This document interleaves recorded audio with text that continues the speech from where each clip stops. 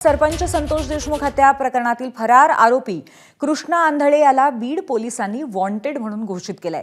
देशमुख हत्या प्रकरणानंतर कृष्णा आंधळे अजूनही फरार आहे आणि तपास यंत्रणा त्याचा शोध घेत आहेत। मात्र अजूनही त्याचा शोध लागला नसल्यामुळे बीड पोलिसांनी वॉन्टेड घोषित करून आरोपीचा ठाव ठिकाणा कोणाला माहिती असेल किंवा फोटोमधील आरोपी दिसून आल्यास तात्काळ बीड पोलिसांना संपर्क साधण्याचं आवाहन केलंय। माहिती देणाऱ्याचं नाव गोपनीय ठेवलं जाईल आणि त्याला बक्षीस सुद्धा दिलं जाईल।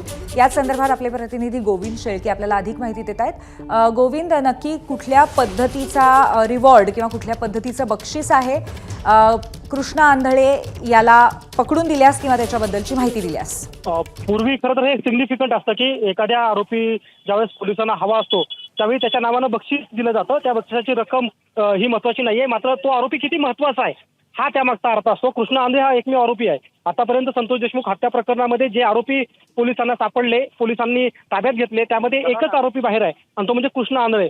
जो कृष्णा आंधळे संतोष देशमुख यांची हत्या करताना तिथे जागेवर होता, त्याच्यावरती मोठा क्लेम आहे आणि अशा परिस्थितीमध्ये कृष्णा आंधळे हा मागच्या काही दिवसापासून पोलिसांना आढळून आलेला नाहीये। त्याला पकडण्यासाठी सीआयडीचे पथक वेगवेगळ्या राज्यामध्ये रवाना झाले, मात्र कृष्णा आंधळे अद्याप आढळून आलेला नाहीये। म्हणून बीड पोलिसांनी आता त्याच्यावर रिवॉर्ड ठेवले गेलेलं आहे आणि त्याला वॉन्टेड घोषित केलेलं आहे। पूर्वी धन्यवाद।